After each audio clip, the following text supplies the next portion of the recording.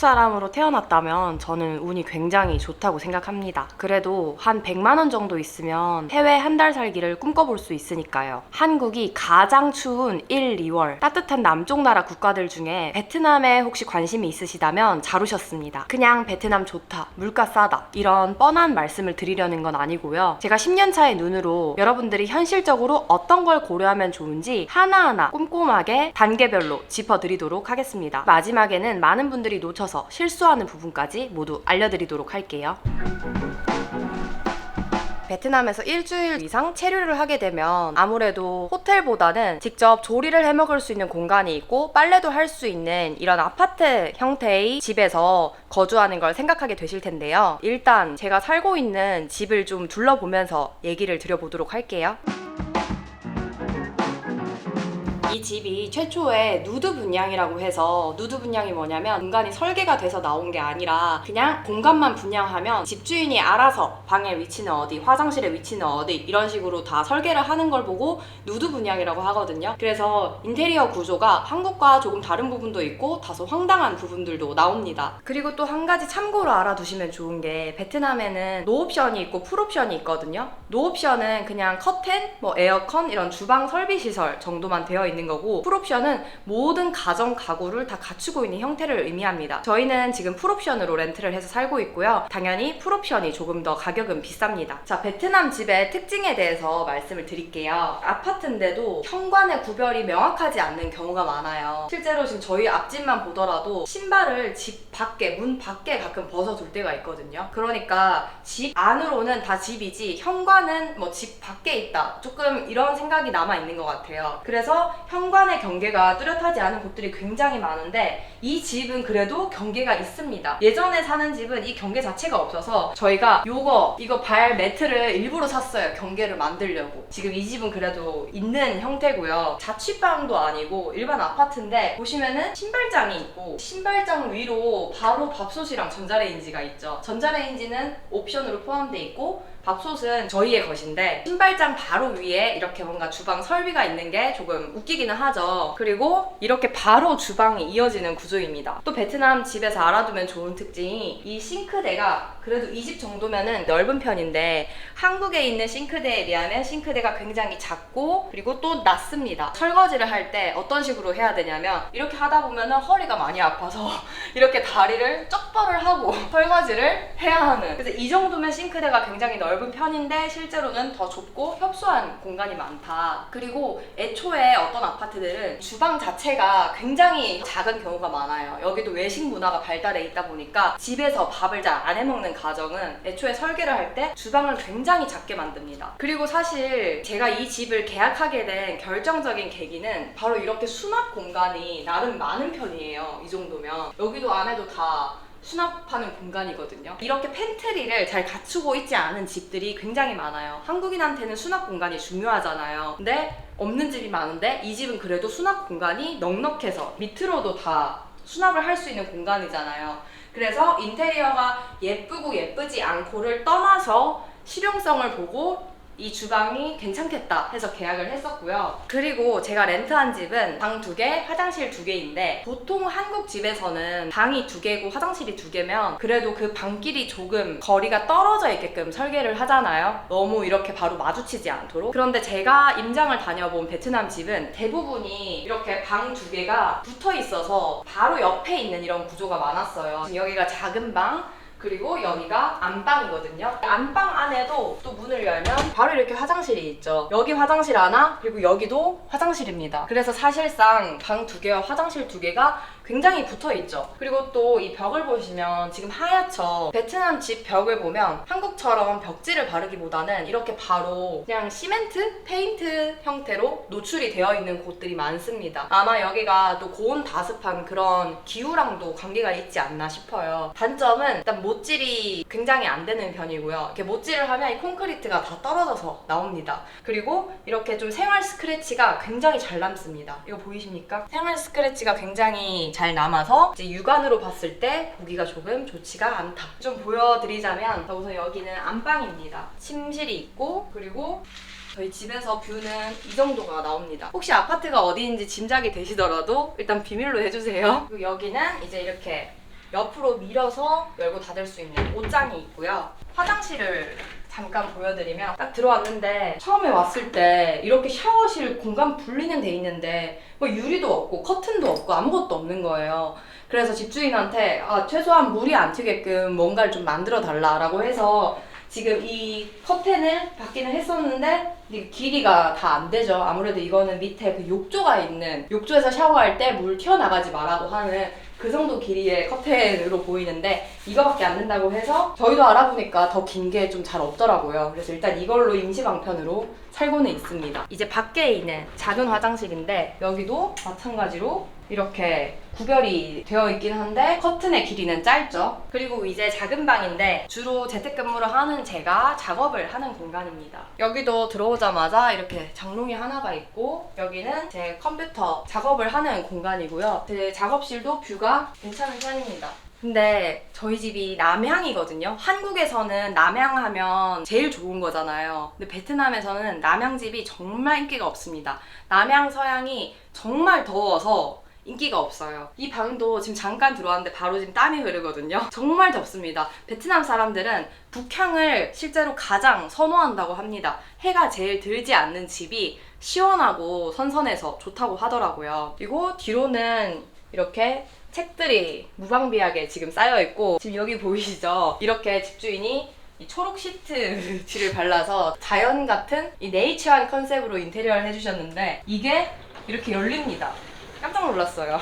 이게 뭐 서로 공기순환이 잘 되라고 한 건가? 그런 정도의 의도라고 생각이 드는데 그리고 여기가 주로 시간을 보내는 이제 거실 공간인데 안락한 소파에서 보통 여기서 밥도 먹고 TV도 보고 다 합니다. 이 집의 비용은 한 달에 1,680만 동, 지금 한국 환율로 90만 원이 조금 넘는 돈입니다. 호치민, 칠군, 푸미흥, 한인타운에 위치한 아파트이고요. 실제로 저희 집 정도의 월세면 이 아파트 단지 내에서는 저렴하게 협상을 한 수준이에요. 왜냐하면 실제로 지금 2+2, 그러니까 방 2개, 화장실 2개 집이 100만 원 이상의 가격으로 나오고 있거든요. 3룸 같은 경우에는 2천만 동을 넘어가서 훨씬 더 고가의 렌트 비용이 필요합니다. 참고로 이 1,680만 동에는 공과금이나 청소비나 주차비 이런 것들이 포함되어 있지 않고요. 그것들은 또 별도로 지불을 하고 있습니다. 대신 아파트에 헬스장, 수영장 이런 커뮤니티 시설이 있는데 그런 것들은 입주민이 되면 다 무료로 이용은 할 수 있어요. 여러분들은 에어비앤비로 계약을 하게 되실 경우에 꼭 집주인한테 뭐 공과금이나 청소비, 주차비 이런 것들이 포함이 되어 있는지 최종가는 얼마인지 그런 것들을 잘 확인하셨으면 좋겠고요. 사실 베트남에 있는 에어비앤비는 몇 가지 주의하셔야 될 점이 있는데 그 내용은 조금 이따가 한 번에 다 묶어서 설명을 해드리도록 할게요. 이 집의 시세가 어느 정도 될 것 같으세요? 아무도 대답은 안 하지만 질문을 드려봤어요. 이 집의 시세가 지금 2+2룸 기준으로 한 45억 동 2억 중반 정도가 나오는 것 같더라고요. 근데 2억 중반대의 아파트인데 렌트비가 보통 한 월 100만 원 정도인 걸 감안하면 그 임대 수익률이 좋은 편이죠. 이 아파트가 한인들 뿐만 아니라 일본인들도 많이 살고 그런 외국인들의 거주 선호도가 높은 아파트이다 보니까 임대비가 비싼 편입니다.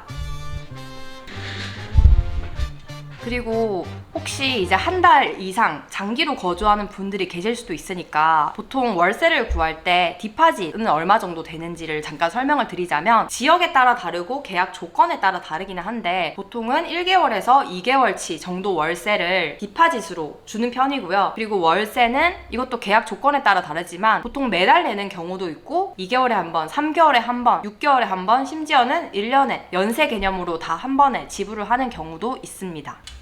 그리고 베트남은 인건비가 저렴하기로 유명한데 청소비도 굉장히 저렴한 편이거든요. 보통 에어비앤비로 거주하는 분들은 호스트가 청소 서비스를 무료로 제공할 가능성도 있지만 아닐 수도 있고 또 내가 조금 더 사비를 내서라도 청소를 자주 하고 싶다. 그럴 때는 어떤 어플을 쓰시면 되냐면 이 비타스키라는 어플을 다운로드 받으시면 이걸로 입주 청소부터 그냥 집 청소, 뭐 소파 청소, 커튼 청소 모든 대부분의 청소를 다 부를 수 있어요.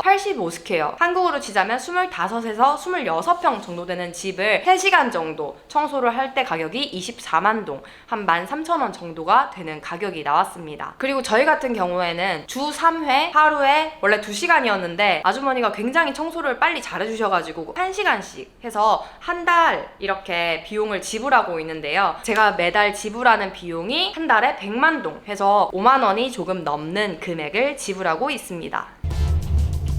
그리고 구독자님들이 이런 질문도 주세요. 제가 한 달 살기 갈 건데 호치민에서 몇 군이 집을 구하면 가장 좋나요?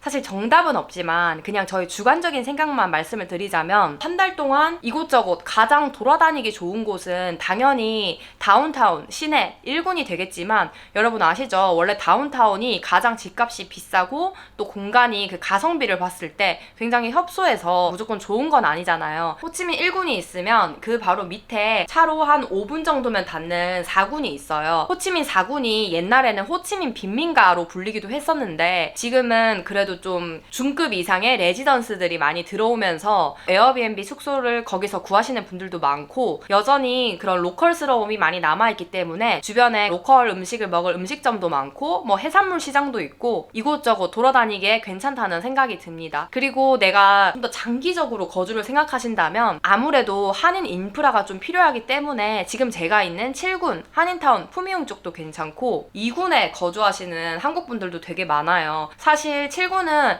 완전 그냥 오래전부터 좀 그런 한인타운의 감성이 남아있다면 2군에는 조금 더 힙한 레스토랑이나 펍 이런 것들도 많고 조금 더 젊은 층들이 거주를 많이 하는 곳이 아닌가 조금 이런 생각이 듭니다. 에어비앤비를 통해서 집을 구하실 때 주의하셔야 될 점이 있는데 모두가 그런 건 아니지만 일부 베트남 호스트들 중에서 에어비앤비 사이트에 등록해둔 집이랑 실제로 고객이 왔을 때 안내하는 집이 다른 경우가 있습니다. 자기들끼리 이렇게 집 재고 관리를 하다가 부족하면 서로 필요할 때 집을 구해서 도와주기도 하고 이런 구조라서 내가 딱 사진만 보고 이 집에 살겠지 하고 왔는데 집이 바뀌어서 황당한 일을 겪으시는 한인분들을 많이 들었었거든요. 그래서 에어비앤비로 구하실 때는 꼭 호스트한테 이 사진 속에 있는 집을 나한테 배정해주는 게 맞는지 집이 안 바뀌는 게 맞는지 조금 까다로울 정도로 확실하게 물어보고 결정을 내리시길 권해드리고요. 혹시라도 집이 다르거나 벌레가 너무 많이 나온다거나 관리가 너무 안 돼 있다 이럴 경우에 베트남 호스트들한테 얘기를 해도 잘 대처를 해주는 사람도 있지만 그러지 않은 경우도 있기 때문에 그럴 때는 무조건 사진 증거물을 많이 남겨두셔야 됩니다. 사진을 한 번에 5장 내지 10장 정도 가능한 한 많이 찍어서 에어비앤비 센터 측에다가 바로 그걸 클레임을 걸면 호스트를 거치지 않고 에어비앤비에서 바로 자체적으로 판단을 해서 환불을 해주거든요. 이거는 에어비앤비로 집을 구하실 때 꼭 기억을 하고 계셨으면 좋겠어요.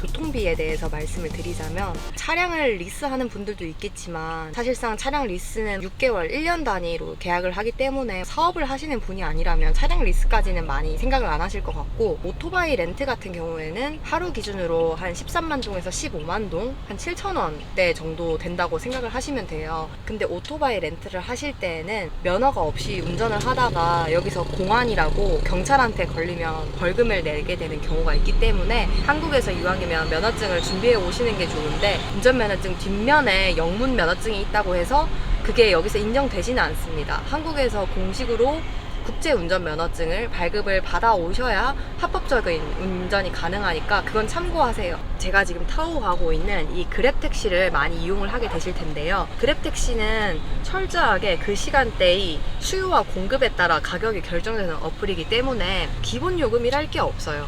그런데 제가 살면서 느끼기에는 웬만해서 피크 타임을 제외하고 택시보다는 저렴한 편이고요. 어플로 다 결제까지 다 할 수 있으니까 가장 편리한 수단이 아닌가 하는 생각이 듭니다. 그냥 택시를 타면 보통 기본 요금이 한 2만 동 1,100원 정도가 나오고요. 키로가 추가될 때마다 12,000동에서 14,000동 그러니까 한 700원에서 800원 정도가 추가가 된다고 생각을 하시면 되는데 택시는 사기도 많다 보니까 어떤 걸 타야 할지가 좀 망설여지시잖아요. 제가 있는 그래도 호치민을 기준으로 팁을 좀 드리자면 저 같은 경우에는 마일인 택시나 비나선 택시를 선호하는데 믿을 수 있는 택시이지만 이것도 가짜가 많기 때문에 구별하는 팁이 마일린 택시 같은 경우에는 택시회사 번호가 38383838 이렇게 택시 옆구리에 적혀 있고요. 비나선도 38272727 이렇게 적혀 있거든요. 그 번호를 보고 타시면 어느 정도 사기 택시는 예방을 하실 수 있지 않을까 하는 생각이 듭니다. 그래도 회사는 이제 믿을 수 있지만 그 드라이버들은 각각의 다 성향이 다르기 때문에 사기를 치고 또 뭐 거리를 돌아가거나 뭐 거스름돈을 안 거슬러 준다거나 또 그런 경우를 만나실 수 있습니다. 그치. 그래서 여행객분이나 잠깐 거주를 하시는 분이라면 그랩을 추천드리고요. 저는 장기 거주를 하고 있지만 거의 한 100번 중에 95번 정도는 그랩을 탑니다. 눈앞에 택시가 보일 때만 택시를 타고 있습니다. 한 달 교통비는 제 기준으로는 진짜 뭐 한 3만 원도 안 나오거든요, 한 달에. 근데 얼마나 돌아다니시느냐에 따라 조금 다르니까 그거는 참고를 하시면 좋을 것 같아요.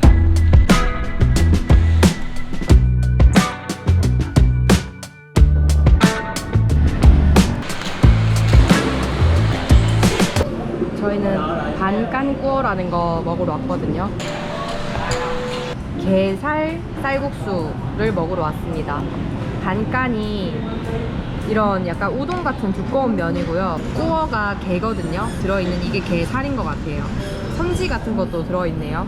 국물이 약간 걸쭉합니다. 밀가루 튀긴 것도 이 국물에 같이 찍어 먹어보려고 같이 시켰어요.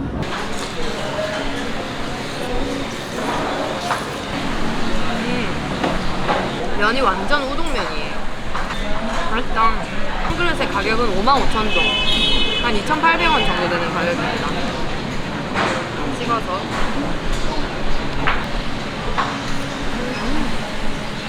장기 체류할 때 식비 현실적으로 얼마 나오는지 말씀을 드리면, 사실 지금 저희가 와 있는 이런 로컬식 레스토랑에 굉장히 비용이 저렴하잖아요. 한 끼 3,000원도 안 되니까.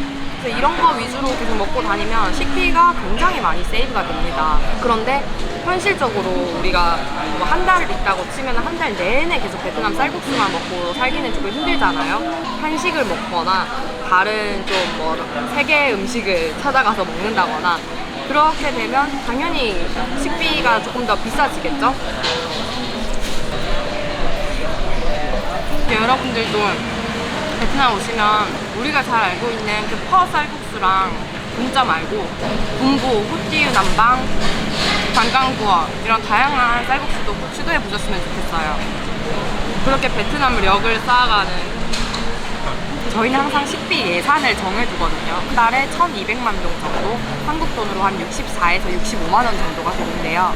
아시다시피 예산은 태우더라도 100% 타이트하게 지키기가 조금 어렵잖아요. 예산 없이 식비를 썼더니 한 달에 둘이서 100만 원도 넘게 막 쓰고 그러길래 일부러 식비를 좀 타이트하게 잡아두는 것도 있고요. 실제로 진짜 1,200만 동을 지키는 달은 거의 없습니다. 하지만 그래도 1,200만 동이라는 그 마지노선을 두고 나니까 조금 자제를 하게 될 때가 있어서 보통은 한 1,400만 동 정도?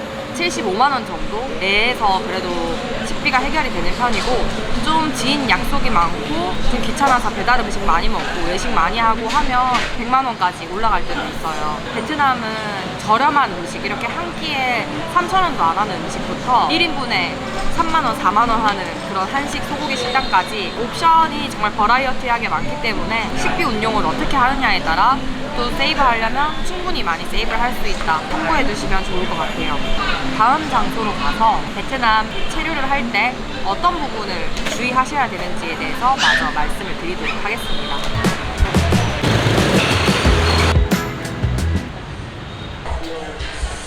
사이즈 뭐 할래? 저희 밀크티 마시러 왔습니다. 베트남에서 가장 핫한 밀크티 브랜드 중에 하나인 코이테라는 데를 왔고요. 이게 사실 싱가포르 브랜드인데 베트남에서 굉장히 성공을 했습니다. 이 밀크티가 MZ 세대들의 마음을 사로잡았다고 하더라고요.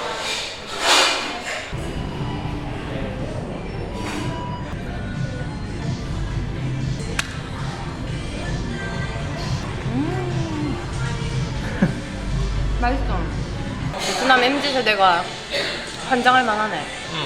그냥 공차보다 맛있는 것 같아요.